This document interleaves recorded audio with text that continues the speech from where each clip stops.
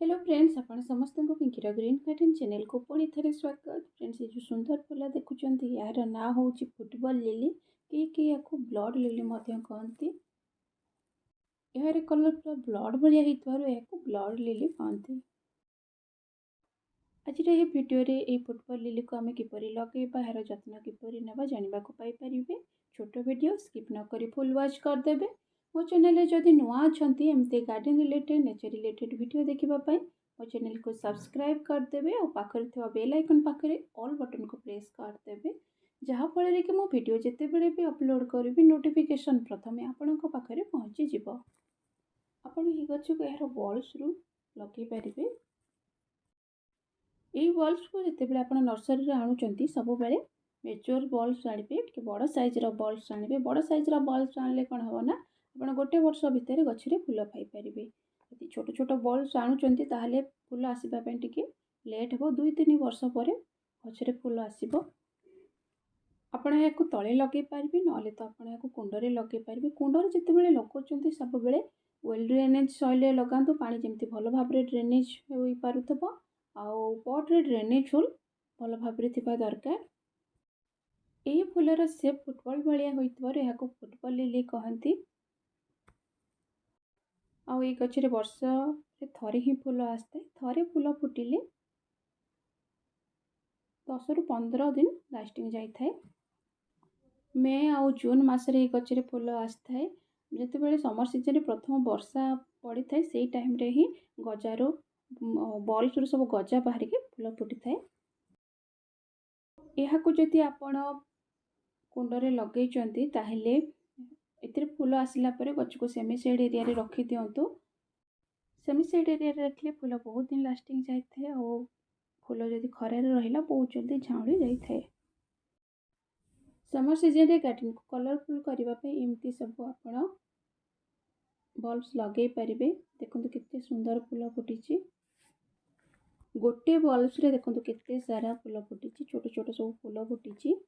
यहाँ अधा फुटी। ये फूल चारि पाखरे देखो छोट छोट महुमाछी सब केमती बुलुचंती।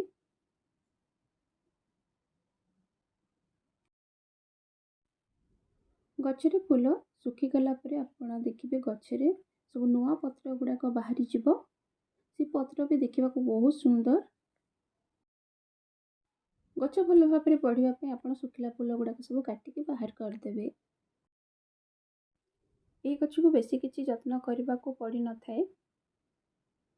गच मूलर माटी जदि सुखिला अच्छी ताहले गचरे पानी दिंतु। गच मूलर माटी जदि ओदा अच्छी ताहले गचरे जमारू भी पानी दिंतु नहीं। अधिक पानी देले गचर बल्स गुड़ाक सब पची जापे। फूल फुटी सारा गचरे तो सब पत्र आसी जाए। जदि पत्र किसी पोक देखा जाए आप नीम ऑयल स्प्रे करें।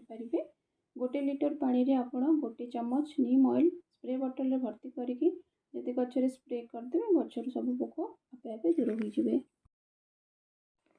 यही गचर बल्स को आपण जदि तले लगाउछंती ताहले गढ़ाणिया जगार लगातु। पानी जमी भल भाव ड्रेनेज हो पारुथबो आउ पानी जमा होकर रोथबा जगह जमार भी लगातु नहीं। यार बल्ब्स पचिज।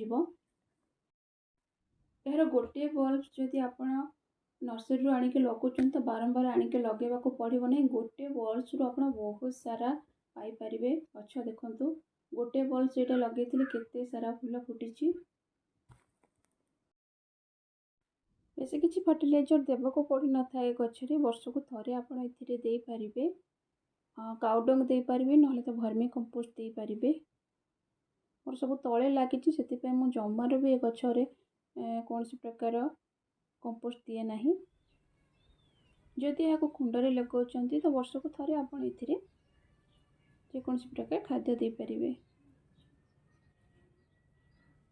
फ्रेंड्स, आपण पाखे जदि समय नाही ताहले एमती सब प्लांट आनिक आप गार्डन रे एड करें।